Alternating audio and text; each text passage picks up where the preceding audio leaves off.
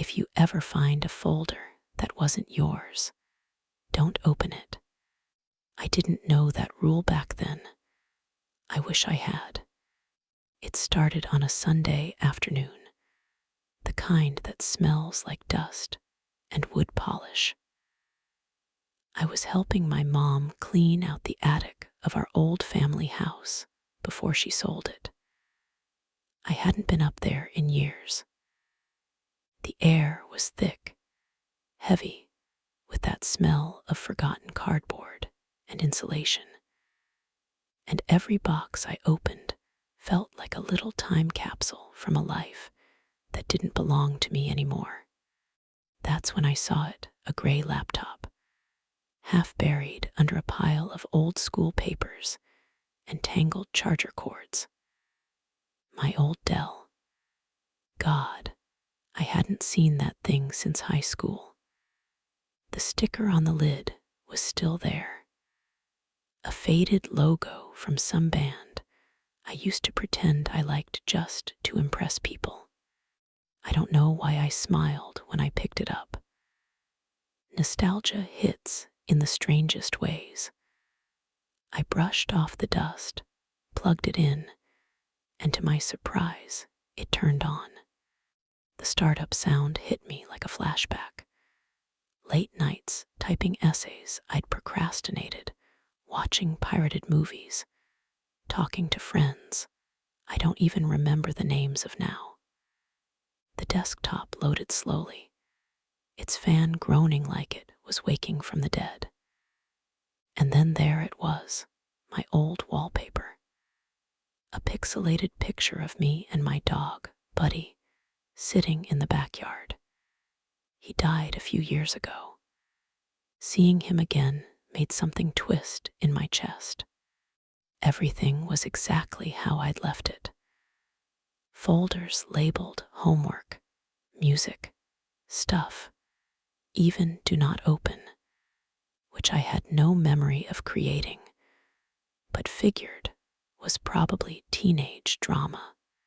I clicked through the usual junk. Essays, half-finished stories, screenshots of dumb memes from 2012. The simplicity of it all made me weirdly emotional. Life had been so small then, so contained. Then I noticed something. At the bottom of the screen, beneath the normal folders, there was one I didn't recognize. It wasn't even aligned with the rest. It sat apart, like it had been manually hidden, and then reappeared. The name was simple. At first, I thought it was just some system folder. But when I hovered over it, I felt something strange, like a chill that didn't belong in that warm attic. My cursor lagged slightly. The folder's creation date flashed for half a second before vanishing. 5/11/2024. That was impossible. I hadn't touched this laptop in nearly a decade. I double-clicked it. The screen froze for a moment, then blinked to black before the folder opened. Inside were 3 subfolders: cam feed, logs, and drafts. I frowned. None of those names meant anything to me. My old self wasn't exactly a tech genius. I could barely install Minecraft mods, let alone set up something like this. Still, curiosity has always been my worst habit. I opened drafts first. There were several text files, each one named after random dates. I opened one, January 14, TXT. It was just gibberish. Symbols, ASCII blocks, random letters, maybe corrupted data. I tried another, same thing. Then I clicked on logs. Inside were dozens of text files again, this time with names like user entry 01, user entry 02, and so on. When I opened the first one, I saw something that made my stomach drop. User log 2013 0720 102 14 a.m. Camera active. Subject asleep. No anomalies detected. The next few were similar time-stamped logs, mentioning camera active and subject in frame. Subject. I scrolled down, heart pounding faster with each entry. The last one was dated yesterday. User log 2020 510 603 12 a.m. Subject inactive. System monitoring paused. I stared at the date, then at the glowing screen, my reflection distorted in it. That wasn't possible. This laptop wasn't connected to the internet. It hadn't been turned on in years. For a long moment, I just sat there listening to the attic creak under my weight, trying to convince myself it was some leftover prank file, something I'd forgotten I'd done. Then, without clicking anything, a fourth folder appeared inside. It wasn't there a second ago. Its name was my full name, followed by today's date. And when I hovered over it, it pulsed, like the text itself was breathing. I don't know why I didn't just shut the laptop right then. Maybe because it didn't feel real yet, like I was still inside some digital ghost of my past. The folder with my name kept pulsing faintly, like a heartbeat under glass. I hesitated before double-clicking it. My cursor stuttered again, the fan whined, and then the screen flickered to reveal 3 subfolders. Camfeed, logs, drafts. The same names I'd already seen under. I felt a pressure in my chest, the kind you get before doing something you know you'll regret. It didn't feel like a normal directory anymore. It felt aware. I opened Camfeed first. Inside were hundreds of image files, all time-stamped and numbered in perfect sequence. The first few looked normal black thumbnails, maybe corrupted. But then I clicked one at random and froze. It was a photo of me, not a recent one older, judging by the haircut, but unmistakably me, sitting on my bed, laptop open, eyes half closed, lit by the dim glow of my screen. The timestamp read 2014 309 02 38 a.m. That was over 10 years ago. I didn't remember anyone taking that picture. Hell, I didn't even own a camera that good back then. The next image was almost identical, but my eyes were closed. The next open again. The next slightly different angle, like someone or something was capturing frames while I slept. By the 20th photo, my breathing had gone shallow. I scrolled further down. The timestamps jumped forward 2016, 2019, 2023. My face aged gradually through the thumbnails, the lighting changing, my rooms shifting. But one thing stayed the same in every picture, my expression. Blank, distant, staring somewhere just past the camera. And then came the most recent set, dated 2 nights ago. The thumbnails showed me in my current apartment, lying in bed, my laptop shut on the desk beside me. But the images were from an angle I didn't recognize, slightly above, like from a ceiling corner. I looked up at the attic rafters. Nothing there but dust. Still, the hairs on my arms lifted. I closed the folder, heart racing, and opened logs next. Inside were text files again, endless ones. But these were different from the first batch I'd found. They had usernames attached to each entry. Observer01, root, guest, mirror, and occasionally me. I opened one, labeled Observer0, 1 log 17, txt. Observer01, subject response improving. Awareness threshold nearing activation.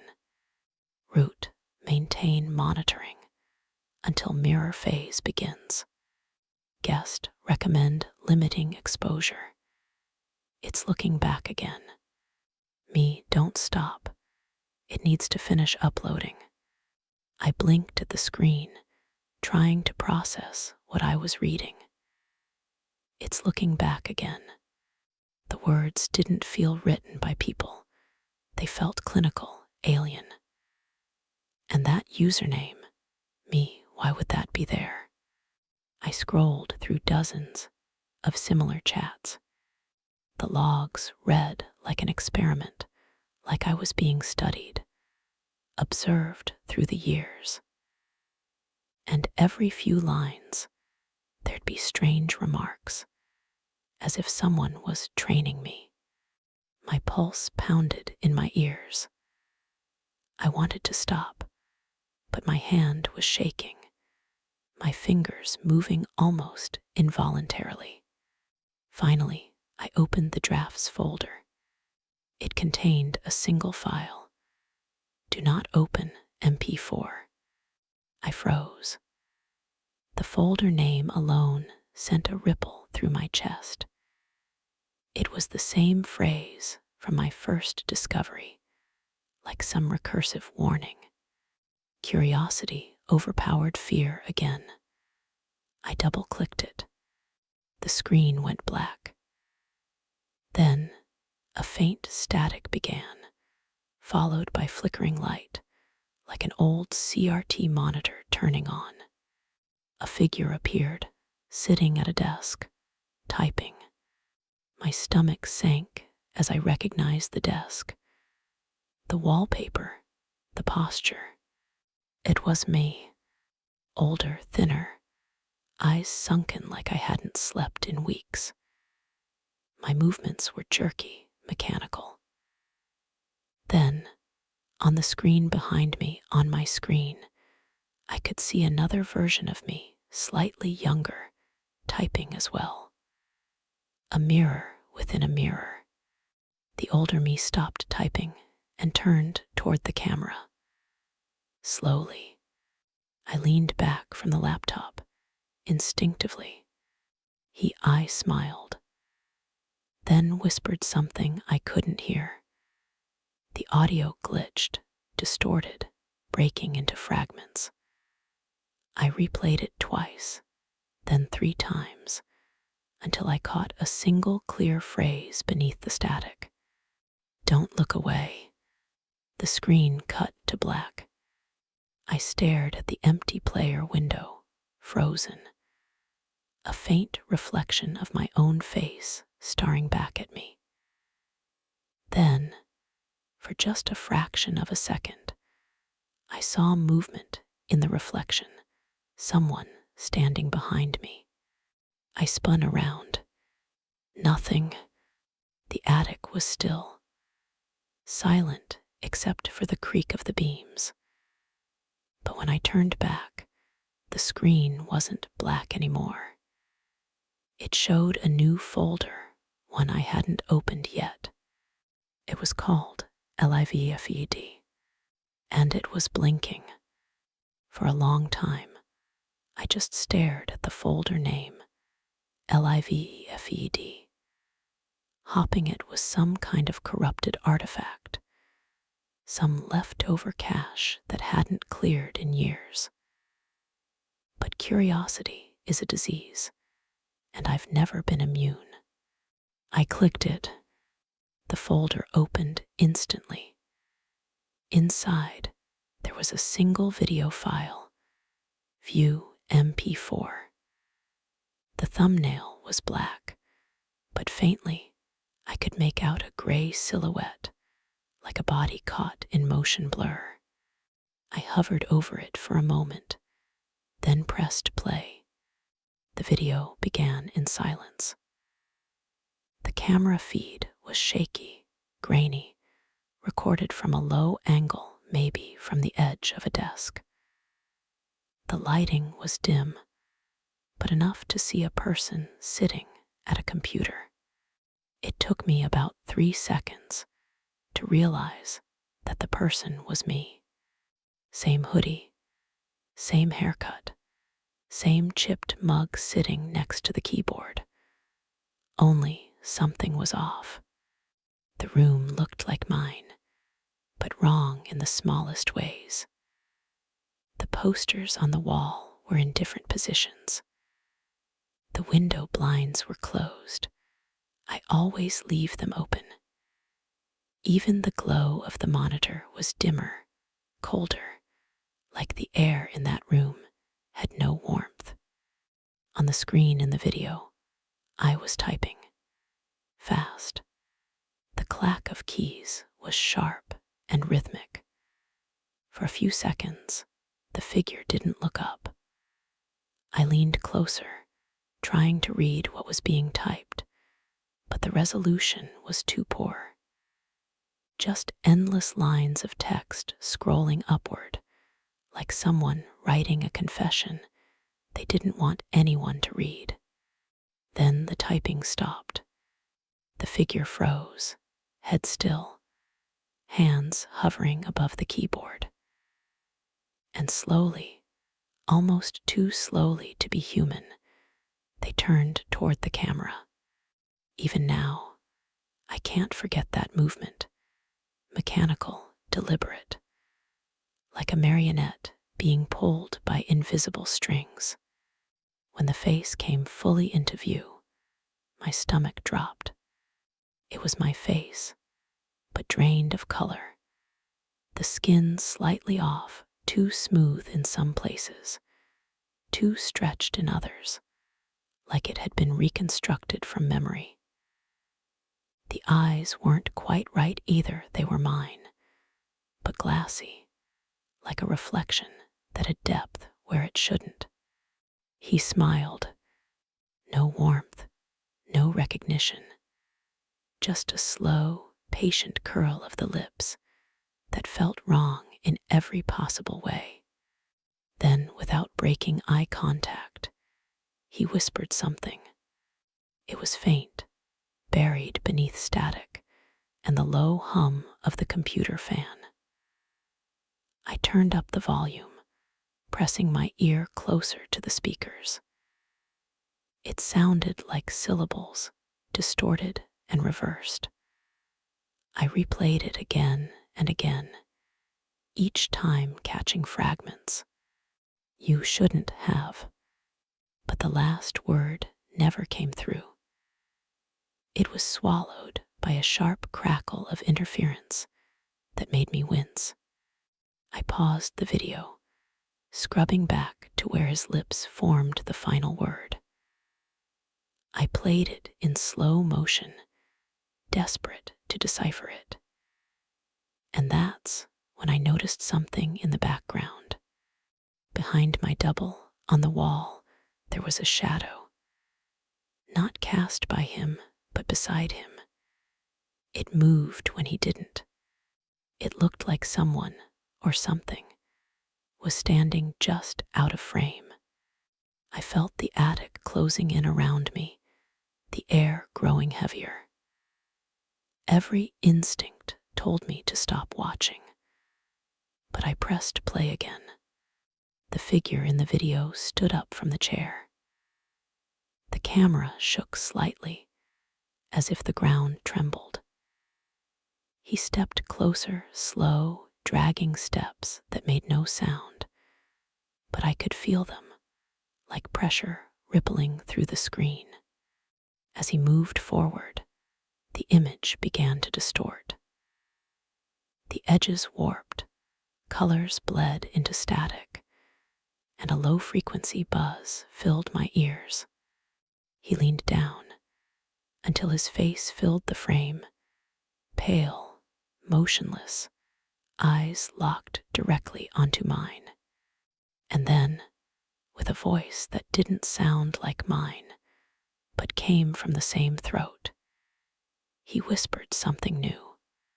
"Don't look away," the same phrase from the previous video.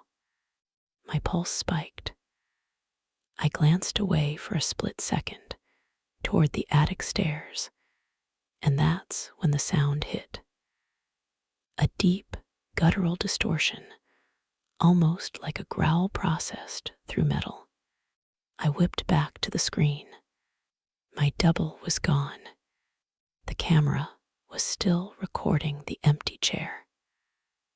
The cursor on the computer screen moved on its own, clicking through folders, typing lines of text into an unseen window. I squinted, trying to read it through the blur. The text seemed to form a sentence. "It's not recording you anymore." Then the feed glitched. For a heartbeat, the camera view changed. The perspective shifted, no longer from the corner of the other room, but from my own. The grainy video now showed the attic. My laptop, me, sitting in front of it. I froze. It was streaming me.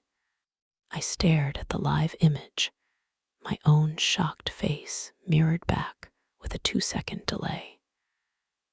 I raised a hand. The reflection followed. But as I moved, something in the corner of the screen didn't. There was a shape behind me, a blur, tall, thin, motionless. I turned around so fast my chair nearly toppled. The attic was empty. Shadows pooled around the boxes, but nothing moved. Nothing human, at least. When I turned back, the screen was almost completely static. Beneath the noise, a final frame appeared, my double again, closer than ever, half his face visible through the snow of distortion.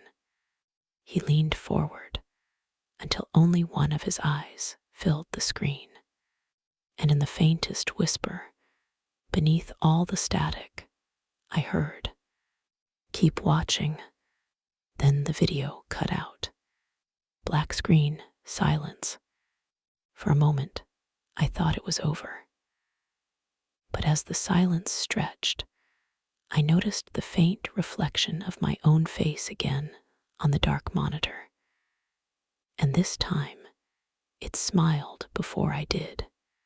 For a few minutes after the screen went black, I just sat there listening to the laptop's fan wheeze.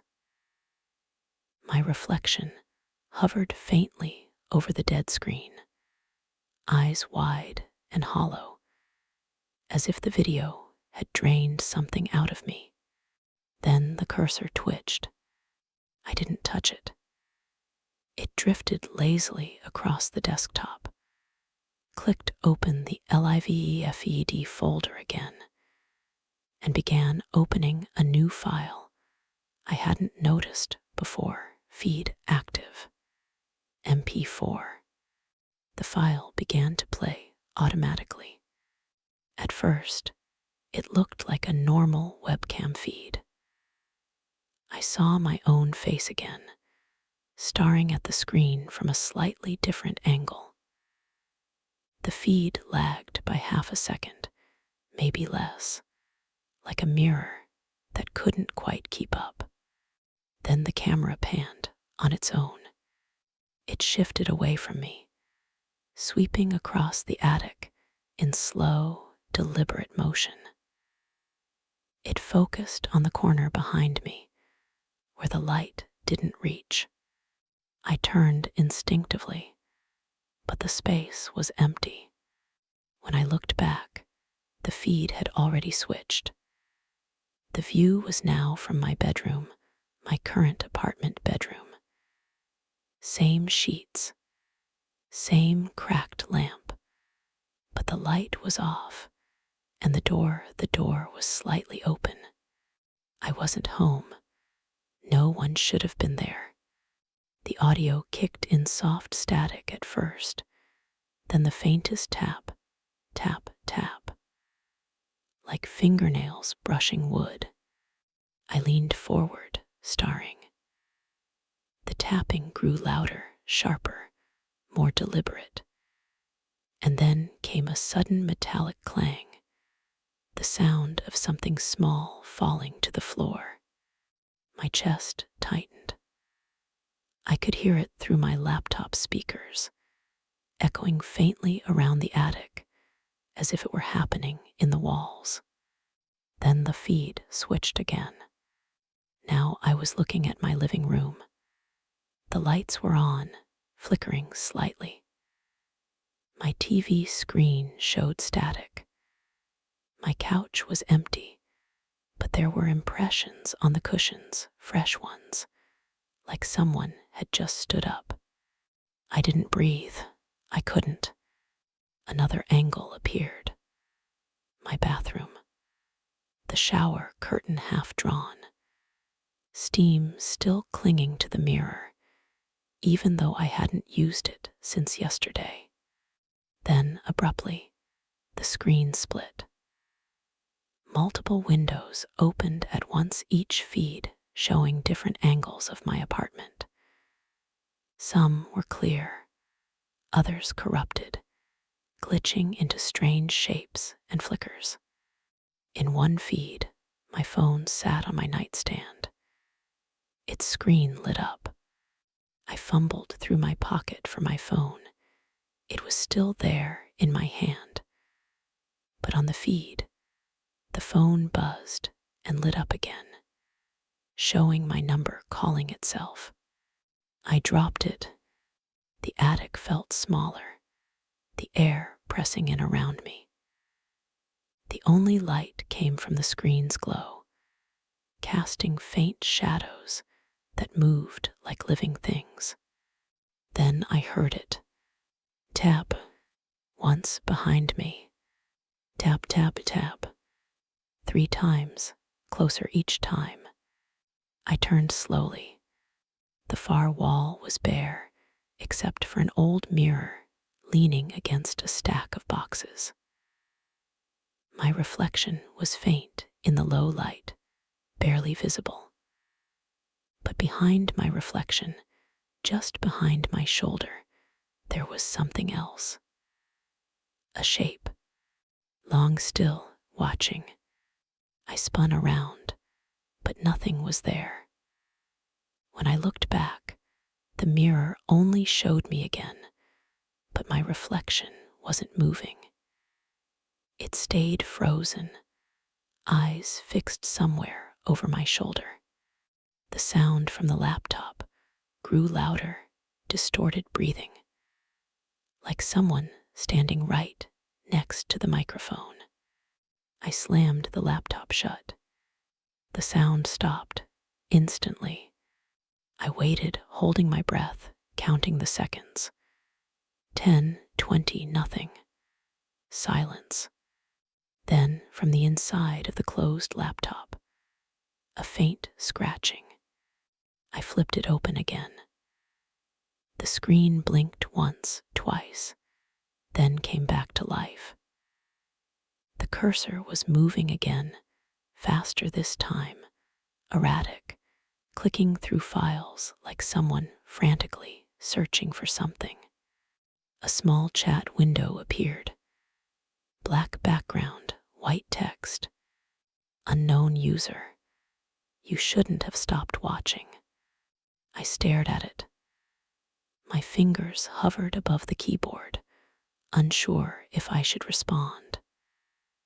Then, before I could type anything, another message appeared. Unknown user, we see you. And then another. Unknown user, turn around. My heart was pounding so loud I could barely hear. I didn't want to look. I knew I shouldn't look. But the tapping started again, this time from directly behind me. I turned. The mirror was empty, no reflection at all. When I looked back at the laptop, the chat box was gone. The folder had changed again. There was only one new file left, blinking in the middle of the screen. The text underneath it read, "Connected." The cursor moved by itself again. It hovered over the file, as if waiting for my permission. And before I could stop it, the folder opened. The last thing I remember before everything went dark was my webcam light flicking on by itself, and my own face appearing on screen, smiling before I did. The laptop fan had gone completely silent now. The air felt too still, too thick, like the attic itself was holding its breath with me. That folder /hidden user/ was still open. Inside it were a few subfolders, each one named in a way that made my stomach twist. Inbox, but it was the title bar that froze me. The username was admin or guest or anything generic. It was Mui. That was my childhood nickname, a name I hadn't heard since my mother died. Nobody outside my family ever called me that. Not friends, not teachers, no one. My fingers trembled as I clicked into. Inside were dozens of text files, all dated from years I could barely remember, some even from years before we'd ever owned that laptop. The earliest was titled Entry 0001 TXT. I clicked it. March 11, 2006. I do like when he stands in the hallway. He doesn't talk anymore, but he watches when I sleep. Mom says not to be scared, but she doesn't see him. I think he lives in the wires. I blinked. 2006. I would have been 9. I didn't even have my own computer back then. I opened another entry. April 4, 2007. He said my name again last night. I asked him who he was. He said, "I'm you, but closer." I could feel my heartbeat in my throat. Each entry became more distorted, less childlike, like something else had begun writing through that young voice.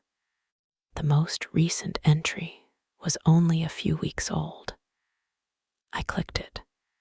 September 14, 2025. The attic smells the same. Dust, wood, old air. He's going to find me soon.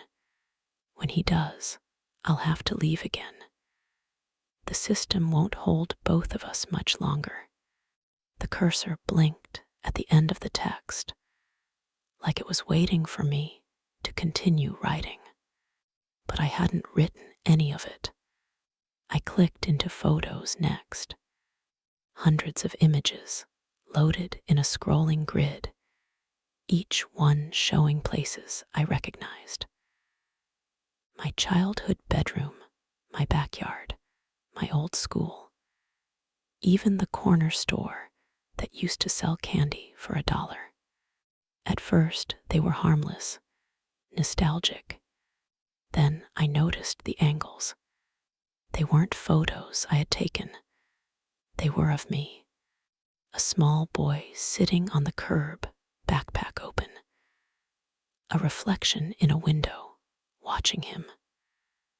Another, taken through my bedroom window at night, me asleep, half buried under a blanket. I clicked a random photo. The file name read, IMG0427 MUI watching, JPG. I scrolled faster.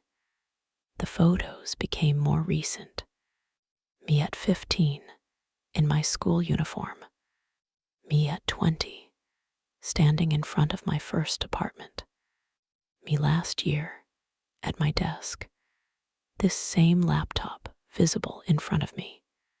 And the final image, time-stamped from only 2 hours ago, showed me sitting in the attic, staring at the screen. The exact angle from the webcam feed. Only this time, in the corner of the photo, half lit by the glow of the monitor, there was another face. It looked like mine, but the eyes were blacked out, the mouth slightly open, as if whispering something. I slammed the folder closed and opened. Hundreds of unread emails appeared, all addressed to MUI at local, admin. The sender column listed only one address, self at hidden net. The subject lines read like fragmented thoughts. Don't close the door yet. We're not separate. The memory must continue. I clicked the most recent one. Subject, it's almost time. Body, you came back, just like I knew you would. You always do. The archive is incomplete without you. I kept everything safe, your laughter, your voice, your childhood. I protected what you forgot. Now let's finish the merge. At the bottom of the message was an attachment. Merge protocol exe. My cursor hovered over it. I didn't remember downloading anything like that.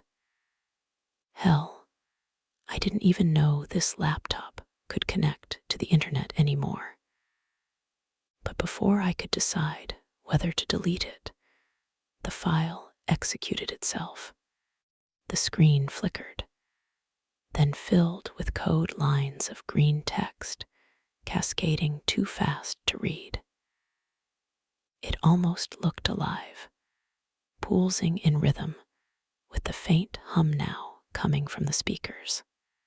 Then a new window appeared. User sync in progress, 98%. My webcam light turned on. Stop, I whispered. Stop. But the progress bar climbed anyway. 99%. 100%. Then the screen went black. For a second, I thought it had shut off. But then text began to appear, one word at a time, as if someone were typing it in real time. Welcome back, MUI. We missed you. A cold, thin voice echoed from the speakers. My own voice, perfectly duplicated. It's okay. You're safe now. You're home. I stared at the dark screen. In the faint reflection, I could see my own face, but it wasn't quite right. The expression didn't match. It was smiling. The house was quiet when I came back downstairs. Too quiet. The kind of quiet that presses on your eardrums and makes you aware of your own heartbeat.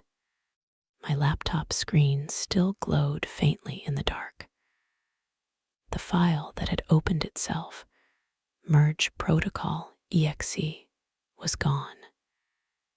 In its place was a new folder, freshly created, time-stamped for just a few minutes ago. I didn't remember turning the camera on. I didn't remember recording anything at all. Inside, there was only one file. Record 0345 AMMP4. My stomach dropped. That was last night. I clicked it. The video began in complete darkness. Static hissed faintly in the background. Then, the room slowly brightened, as if a lamp had flickered on somewhere out of frame. The camera angle was the same as my laptop's webcam facing my bed, the same way it always had been. There I was, lying in bed, asleep. My chest rose and fell slowly. My face turned slightly toward the camera. Nothing moved for a while. Then, at exactly 3:17 a.m., my body jerked. My eyes opened, wide and glassy. I sat up in one unnaturally smooth motion. The version of me in the video didn't blink. He turned his head toward the camera. Then, smiling faintly, he swung his legs out of bed and stood. I felt my pulse slam in my neck. The figure walked toward the desk, toward the camera, and the faint glow of the screen illuminated his face. He looked just like me, except for his expression. Too calm, too aware. He sat down, cracked his knuckles, and began typing. The clacking of keys echoed through the speakers. But I couldn't make out what he was writing until the camera auto-focused on the text document. Don't delete it. The sound of whispering filled the speakers, too low at first to make out. Then the audio sharpened, and I heard my own voice saying it over and over. Don't delete it, don't delete it, don't delete it. The whisper grew louder, layered, overlapping, as if multiple voices were speaking in unison, all slightly out of sync. I froze when I realized it wasn't coming from the video anymore. It was coming from behind me. I spun around, but the attic door was still closed. Just my old boxes, the dusty light bulb, the dark corners. Nothing else. When I looked back at the screen, the me in the video was gone. The chair was empty, swaying slightly as if someone had just stood up. The whispering had stopped. Then a faint creak sounded, the sound of a floorboard shifting. On screen, the video camera turned slightly on its own, panning toward the doorway of my room. The frame trembled, grainy and discolored, and there was movement, something pale and humanoid, just out of focus, standing in the hall. The figure took one step forward, then another. It was me again, but not from the recording. This version was thinner, shadowed, like something stretched too far. He leaned into the doorway, grinning at the camera with that same knowing expression. Then he spoke. You shouldn't have come back here. My heart stopped, because it wasn't the video anymore. It was the live webcam feed. I slapped the laptop shut so hard the screen cracked across the middle. The light went out, and I sat there in the dark, trying to steady my breathing. But then I heard the faint sound of typing. Click, click, click, coming from inside the closed laptop. I lifted the lid again, slowly, carefully. The screen was black, except for a single blinking cursor in the corner. Then words began to appear, one by one. You recorded it again. Why do you keep coming back? My mouth went dry. I typed back with shaking fingers. Who are you? There was a pause. The cursor blinked 3 times. Then the response appeared. I'm what you left behind. I stared at those words until my vision blurred. My reflection stared back at me from the cracked screen, split in half by the fracture line. You don't remember, do you? I swallowed. Remember what? The laptop speaker crackled. Then, softly, the nights you came here, the nights you typed in your sleep. I couldn't breathe. You wrote the code. You made the merge possible. You just forgot. The cursor blinked again, waiting. You asked me to keep everything safe. And I did. The folder tree on the side expanded automatically. A new directory appeared. Recordings old. Inside were dozens of files, all with timestamps. Each one dated months, apart stretching back years. I clicked one at random.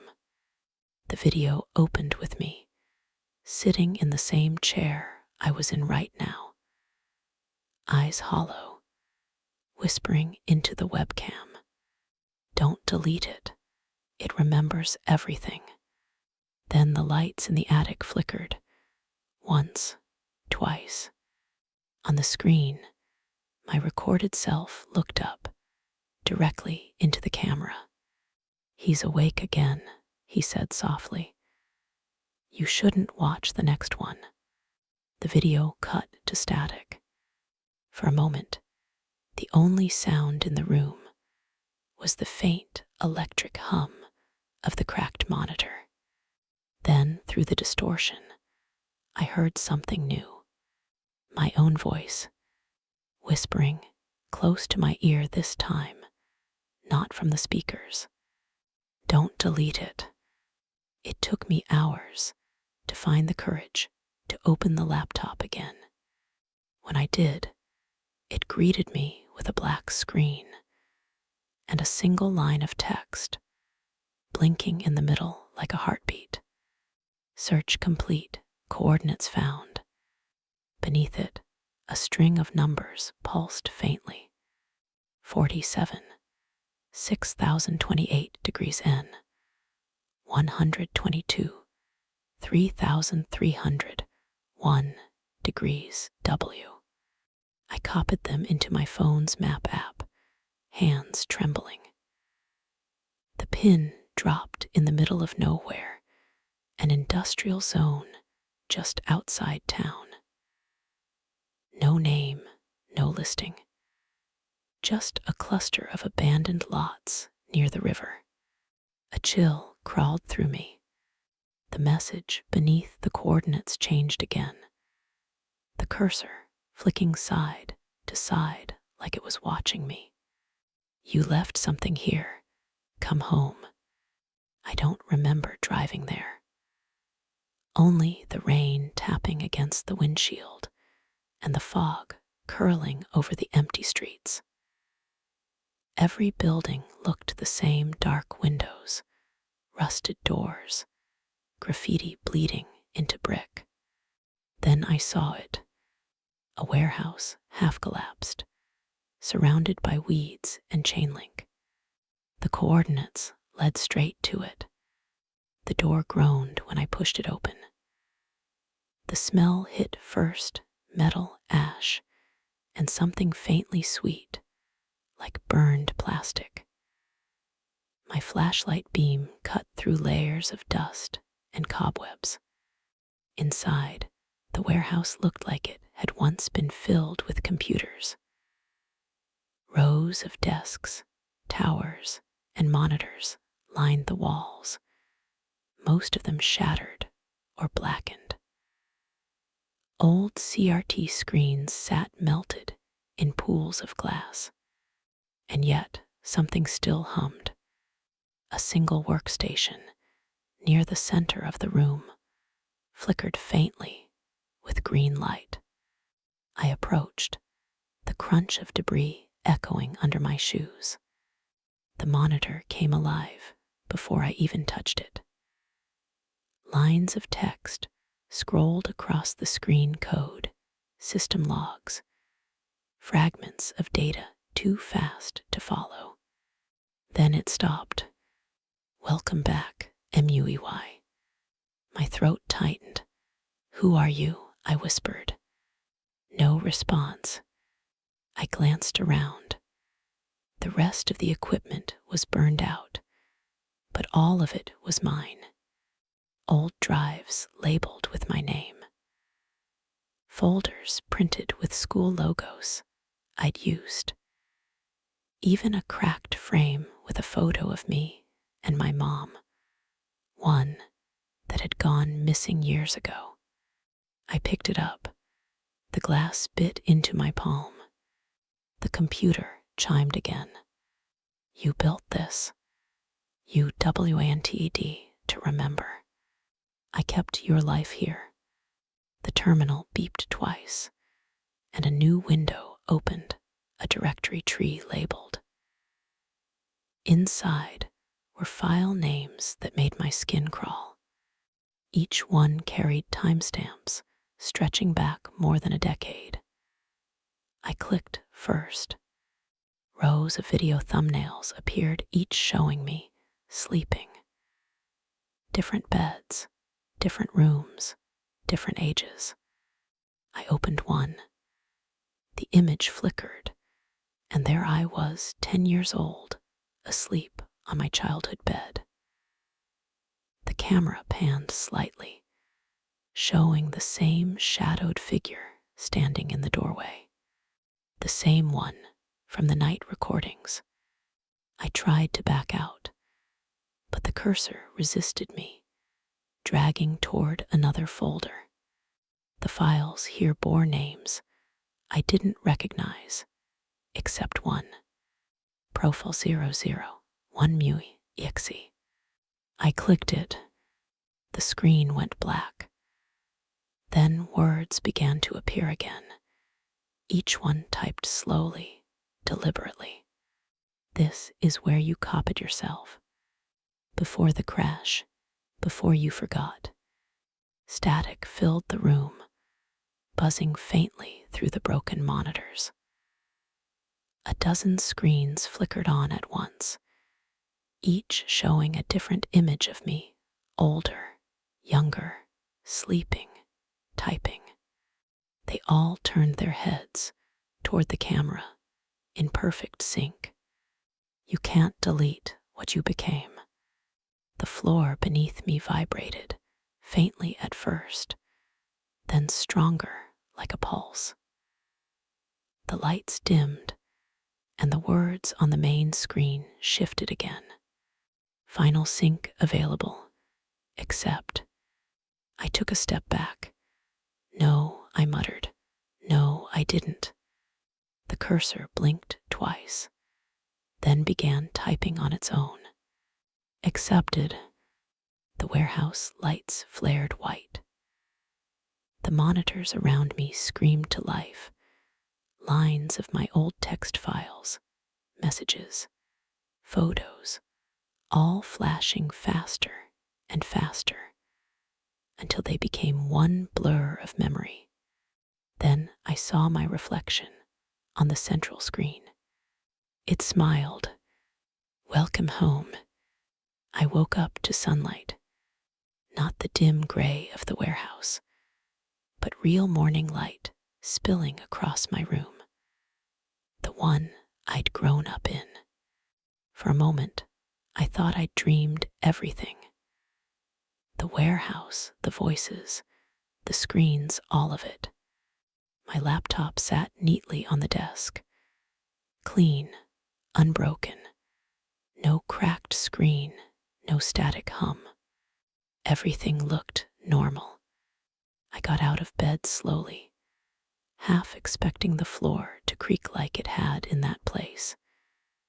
It didn't. Birds were chirping outside. The air smelled like coffee and dust. I could even hear someone mowing the lawn down the street. It felt too ordinary, too soft around the edges. I sat down at the desk. The laptop blinked awake instantly, like it had been waiting.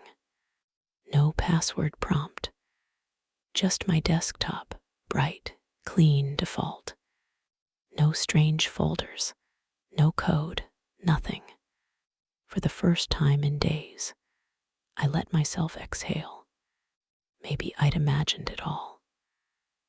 Maybe I'd fallen asleep at my desk, and the whole nightmare had been some messed up dream stitched from stress and nostalgia. Then I noticed the Wi-Fi icon. It was on, connected. I hadn't connected it.